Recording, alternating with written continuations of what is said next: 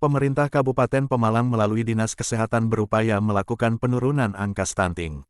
Upaya itu, akan adanya langkah dari Dinas Kesehatan untuk memenuhi sarana di tiap-tiap posyandu. Hal tersebut diungkapkan Kepala Dinas Kesehatan Kabupaten Pemalang melalui Susi Kusumawati selaku analis gizi kesehatan saat acara rembuk stunting di Pendopo Camat Petarukan, pada hari Kamis tanggal 19 Januari tahun 2023. Acara rembuk stunting juga dihadiri Camat Petarukan DRS, Andri Adi, MC, para kepala desa, kepala puskesmas, tim penggerak PKK, kader posyandu dan tamu undangan lainnya. EPPGBM Bu, bisa dijelaskan Bu dengan istilah itu Bu? EPPGBM itu elektronik pencatatan pelaporan gizi berbasis masyarakat. Jadi semua hasil penimbangan yang dilakukan oleh kader, pemantauan setiap bulan, pemantauan pertumbuhan, itu diinput ke EPPGBM secara online. Jadi kabupaten bisa langsung lihat, bahkan dari Kementerian Kesehatan bisa langsung lihat berapa angka prevalensi stunting di masing-masing desa, kabupaten, provinsi. Jadi secara online. Nah ini dilakukan selama ini yang melakukan input petugas gizi puskesmas sementara. Tapi harapannya karena ini berbasis masyarakat, lama-lama masyarakatlah yang bisa input kader. Oh, itu ada aplikasinya atau bagaimana? Ada aplikasinya Si Namanya? Gizi Terpadu. Si Gizi Terpadu. Si Gizi Terpadu. Ya. Oke.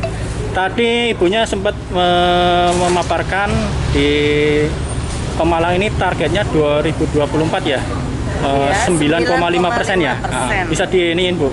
Jelaskan Bu ininya Bu. Ya, harapannya ini kalau 9,5% ini kan sudah jauh di bawah target nasional 14%.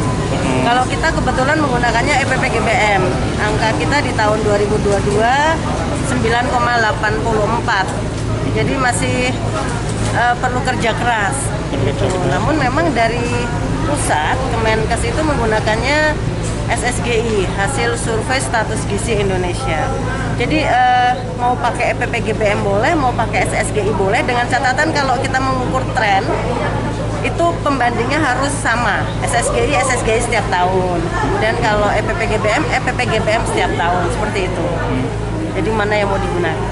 Jadi kalau EPPGBM mungkin kita sedikit berbangga ya, angkanya sudah 9,84. Jadi sedikit lagi lah kita akan mencapai target. Namun kalau kita ngelihat SSGI, ini yang perlu kerja keras kita, karena masih di angka 24, angka kita 24,7, masih sangat tinggi. Jadi perlu kerja keras dari semua multisektor.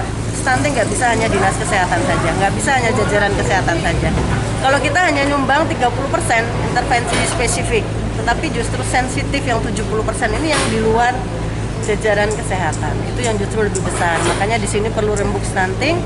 Kepala desa kan dari sensitifnya yang 70%. Ini upayanya mendukung kepala desa. Kalau dari puskesmas, jajaran kesehatan hanya 30% saja untuk spesifiknya. Tapi cenderung sensitifnya sebaiknya lebih banyak. Kayak tadi jamban diusulkan, nah itu sensitif Mas. Oke. Ya kita berharap ada percepatan penurunan. Tapi kalau mau nol itu agak berat sekali. Makanya Bapak Presiden menetapkannya 14%. 14%. Gitu. Ya karena hampir nggak mungkin desa yang kosong stunting, yang nol itu susah sekali, luar biasa susah. Karena banyak faktor yang mempengaruhi terjadinya stunting. Langkah apa Bu di tahun 2023 ini Bu untuk ininya Bu? Kalau Dinas Kesehatan ini memenuhi semua prasarana posyandu. Sarana posyandu kita lengkapi antropometri kit. Kemudian kita juga ada PMT berbasis pangan lokal. PMT berbasis pangan lokal, harapannya balita-balita, baduta-baduta yang belum stunting dapat dicegah. Gizinya jadi gizi baik mungkin ya. Cegah stunting itu penting. Demikian tim liputan Pantura, Selamat, dari Pemalang, Jawa Tengah, mengabarkan.